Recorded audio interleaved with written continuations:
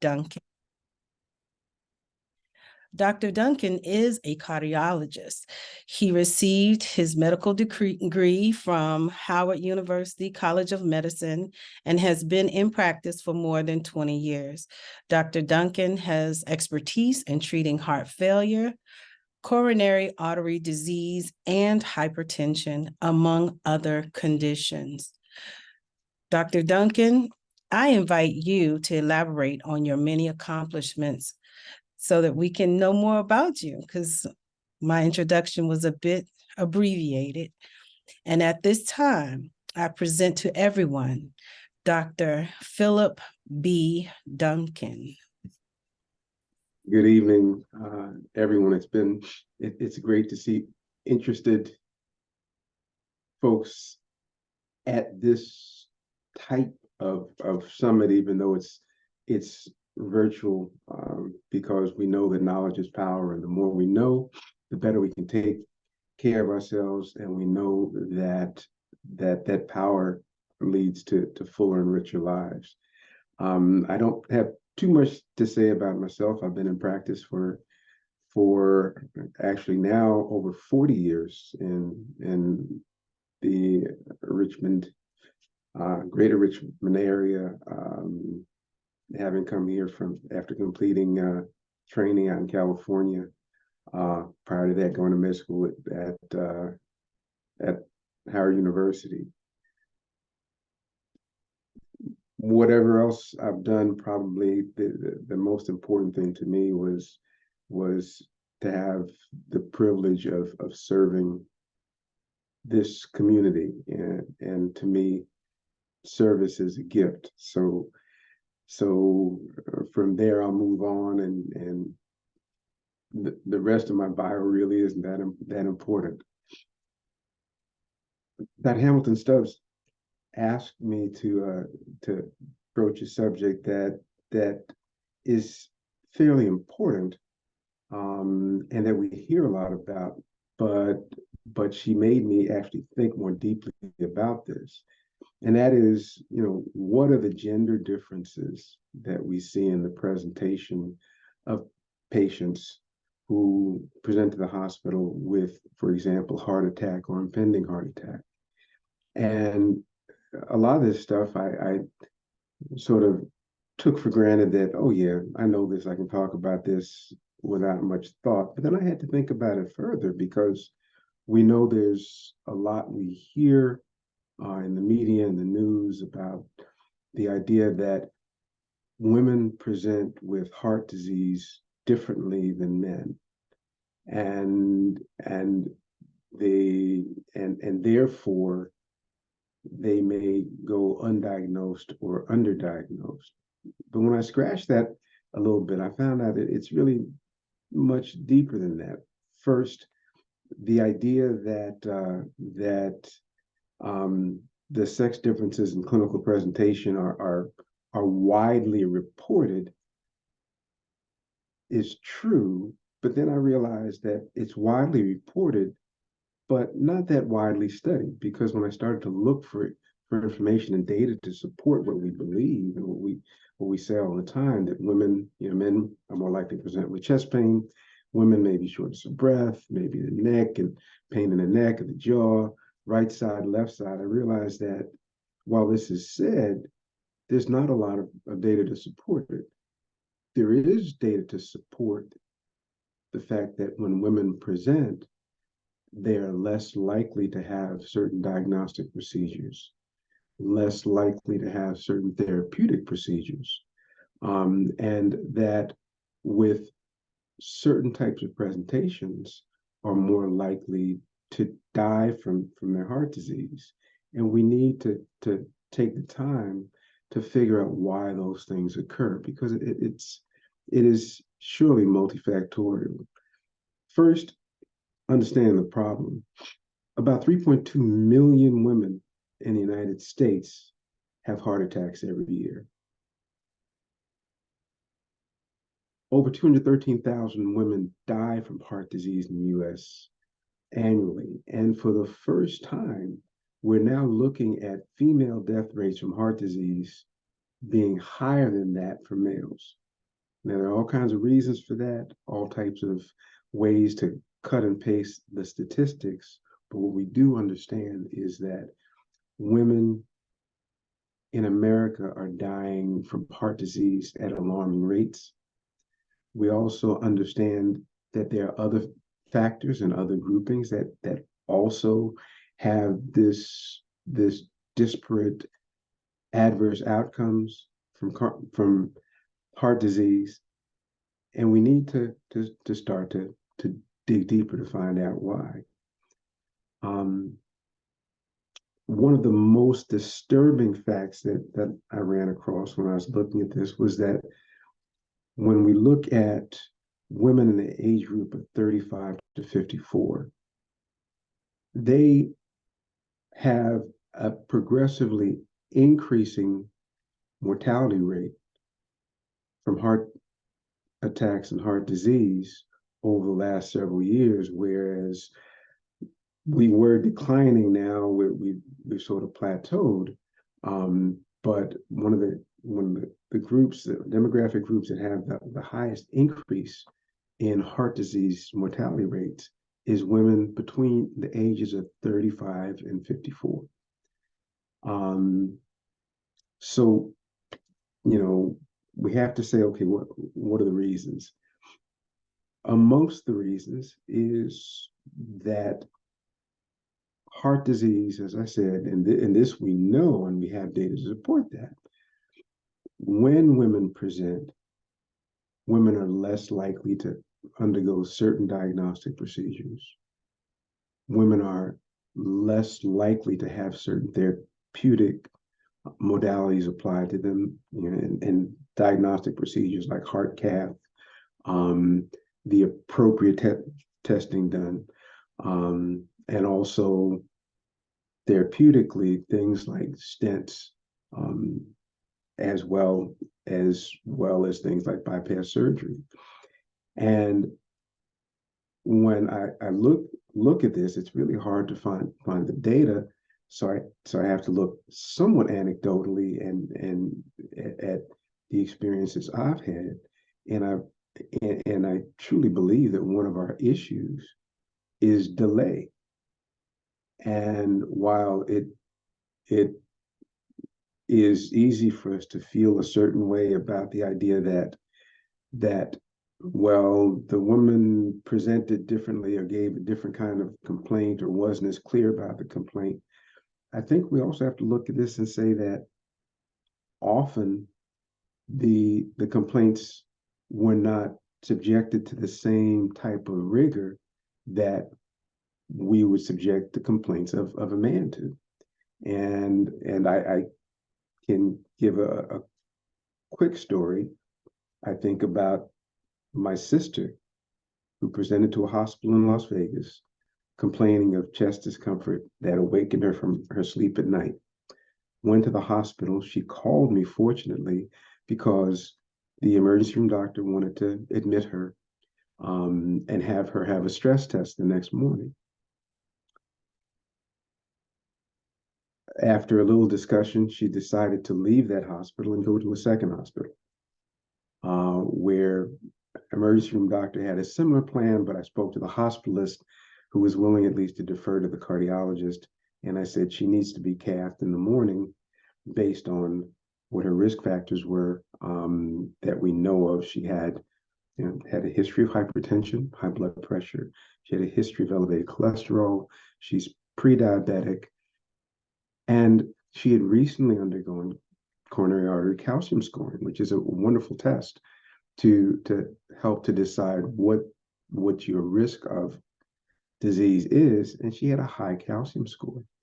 And so I spoke to the hospitalist. I said, well, I think she needs to be cathed, but have the cardiologist call me in the morning.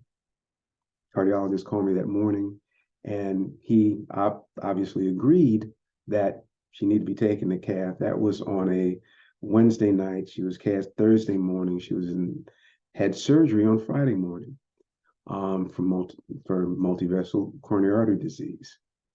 The takeaway from that was that when I look at her risk profile. And as any physician who is looking at the data appropriately would have looked at her risk profile, she's someone who should have gone straight to the cath lab, as was done, and ultimately resulted in what I'm fairly certain prolong or will prolong her life.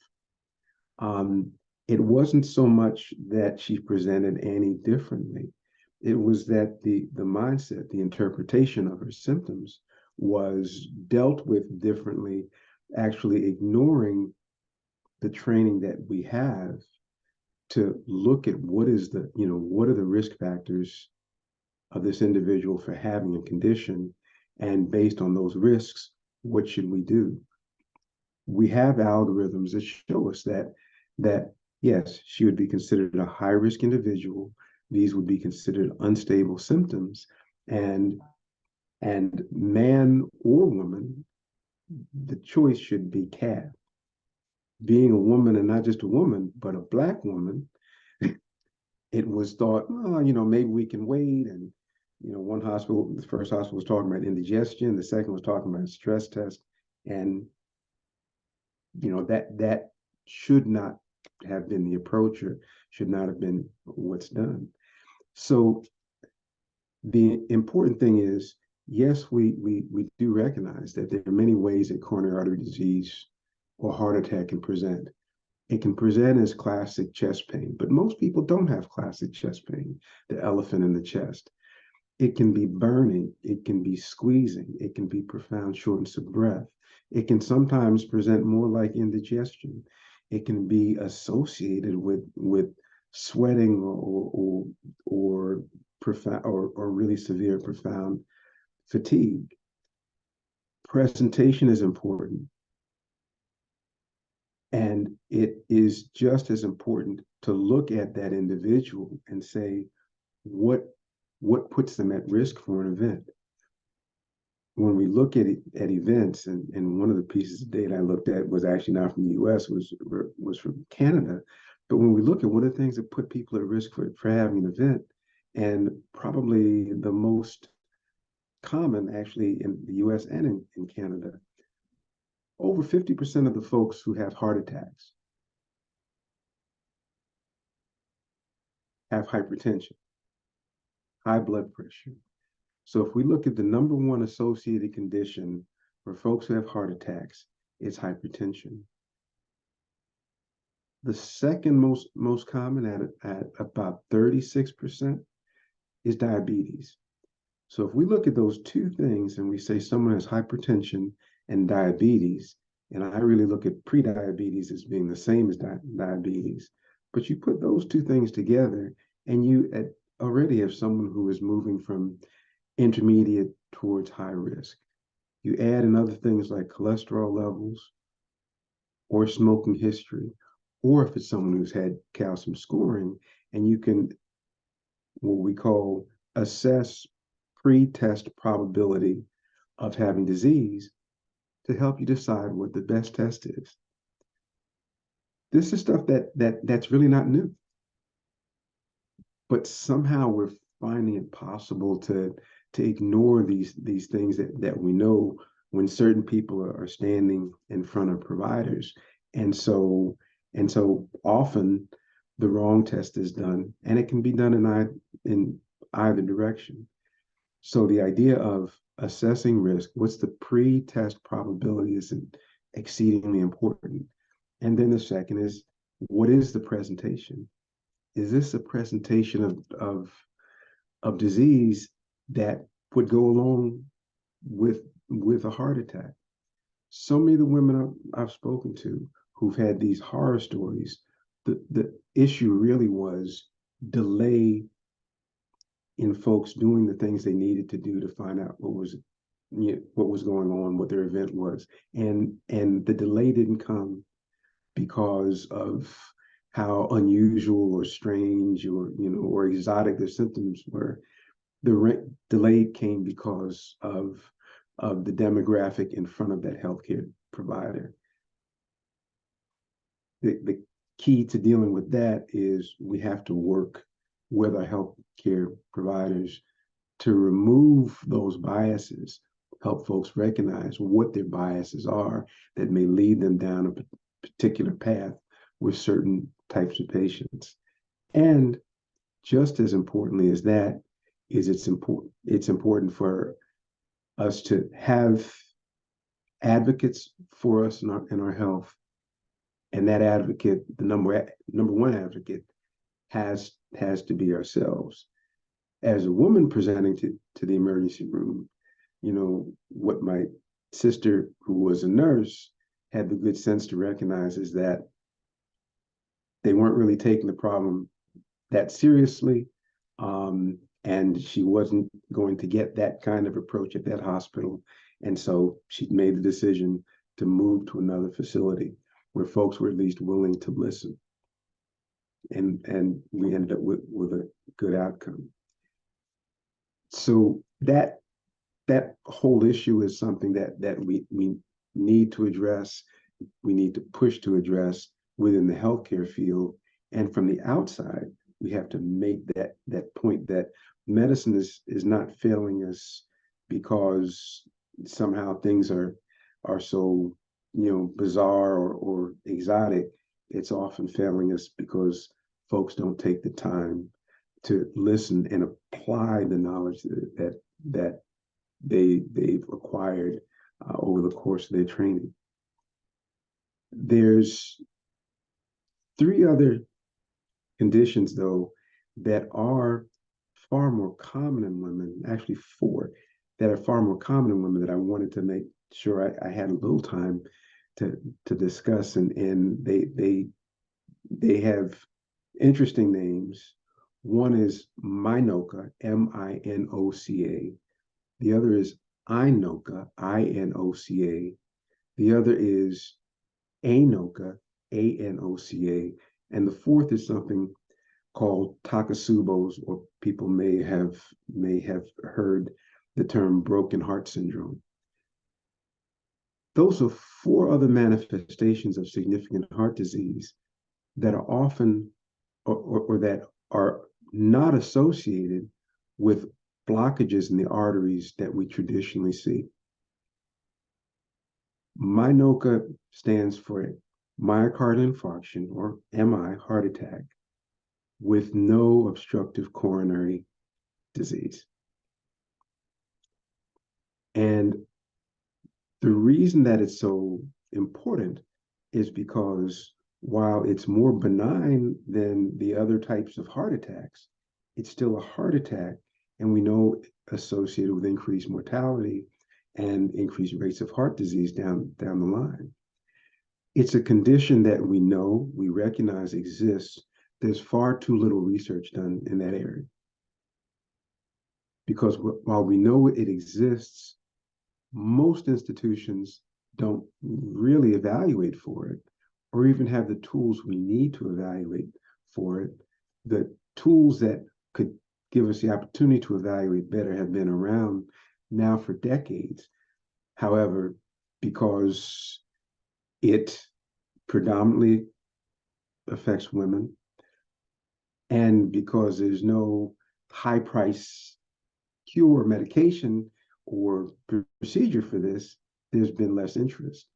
At one time, there's one of the devices we use to evaluate for this that I think there was one such device in the state. And when I would use it usually I would use it when I was working at Chippenham, I would have to sort of petition to get it there for a period of time. And only in 2 cases I can recall did I actually have it at the right time to make the appropriate diagnosis of MINOCA. Inoca and Anoca means either ischemia, which means a lack of blood supply to the heart with no obstructive coronary atherosclerosis, or angina, heart pain with no obstructive coronary atherosclerosis. Again, these are conditions that exist. We know that when people have them, they have other adverse outcomes. They have more heart issues over time, but there's not enough interest in them. And so there are times when people have bona fide heart-related discomfort, and we take them through our standard tests and ultimately say, oh, no, it's nothing, it's indigestion, it's, one of several other issues, but it could be inoca or anoca, where people have chest pain or ischemic heart symptoms, but even if you do a heart cath, you don't see any blockages. The fourth is, well, something we call Takotsubo's or broken heart syndrome. And probably you all have heard about this in the news. And this is a condition that is often brought on by stress or stressful situations, where not only does it look exactly like a heart attack on EKG, and it has the same type of chemical profile. We have heart injury enzymes that are released into the blood that we can measure when people come in with this. But also, folks can actually develop heart failure from this, and that heart failure may go on for several weeks or even months. And one of the ways we make the diagnosis is if we take someone to the cath lab and we realize that, oh, they don't have any blocked arteries, even though they look just like they're having a heart attack. And then their heart's not functioning normally. There's a particular pattern we'll often see, almost like a part of the heart is bulging when it pumps. And then we bring them back within a few weeks or sometimes within a few months, and we find that, oh, now everything's back to normal. The reason that's a concern is that it's still associated with abnormal heart rhythms and can be associated with sudden death. And we know that when we look at those folks over time, they can still have adverse outcomes over time. So those are things we need to study more. We know that occurs more often in women. We need to study it more. Unfortunately, in too many of our studies and clinical trials and tests we do, vast majority of the information or data gathered has been gathered on white men. And that data doesn't really fit across the demographic. Women have been systematically excluded from clinical research, and people of color, particularly Black people, have been excluded from important clinical research. And as you can just doing the numbers, Black women, infinitesimally small number of folks who are involved in research. And part of the problem there is just that people say, actually, and I've heard this in research meetings where people just assumed that as Black people, yeah, they're not going to be, they're harder to recruit. They're harder to keep in studies. And I've heard that term in meetings, need to be involved, but they are afraid because of Tuskegee. And there have been times when I've had to point out to people that the problem with Tuskegee was in the Tuskegee human lab experiment, the proper therapy, even when known, was withheld from 1932 to 1972. So it wasn't people being used as guinea pigs. It was just people being observed to watch their disease progress with no intervention. And so that's something that needs to be addressed. And we need to let folks know that, no, we want to be involved in appropriate types of studies, but we also don't want to be denied the best therapies. And we have conditions like minoca, inoca, anoca, Takotsubo's that we know are more prevalent in women that need to be studied so that we can find the appropriate therapies, which may be some of these expensive therapies, may be things that are more basic. I know that the time is passing. I want to leave some time for Q&A, and I can go on the subject for quite some time if you guys let me. So, like, can I open things up to questions? Well, if you have more that you want to tell us, please go ahead. Well, so amongst the issues that we have, we look at what is probably behind some of the issues we see. We know that, for example, if women have gestational diabetes or hypertension issues around pregnancy, we know they're far more likely to have heart attacks in the future or heart failure. We know they're more likely to die from those conditions in the future. So when we look at these things upstream, if we want to prevent those downstream outcomes, we need to look at the incidence, especially of hypertension and gestational diabetes, and how we can reduce those as risk factors going into our older years. That's probably one of the big drivers for this increase in cardiac mortality in the age group 35 to 54. And it's something, again, that I think needs to be not just talked about and brought up in news stories, but there needs to be far more time and funding going towards studying that. So that's why I'm looking on my computer to decide where Davita is, because he's someone who can hopefully help us look for ways to fund some of the large population studies and databases that might help us to understand these things better and help us come up with better techniques to inform the public and improve outcomes. At the end of the day, if we look at our basic risk factors, it really is about those, and we know that I call them the four horsemen of the cardiometabolic apocalypse, and that is hypertension, diabetes, elevated cholesterol, and obesity. We know that if we can look at reducing the rates of those conditions, we can improve cardiovascular outcomes, reduce the risk of heart attack, heart failure, stroke, and peripheral vascular disease. And we know that when we look at our populations, we know that the number of women who are plagued by those chronic conditions is increasing.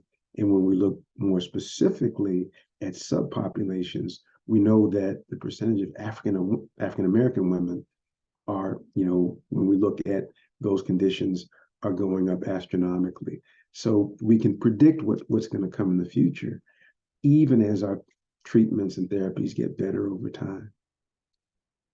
So I'm going to stop there and please entertain any questions.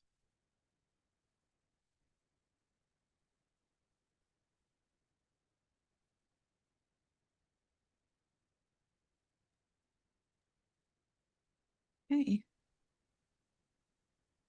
I was going to have Reverend Stubbs moderate the Q&A. So if you have any questions, please raise your hand and we can unmute ourselves. I'm going to stop the recording now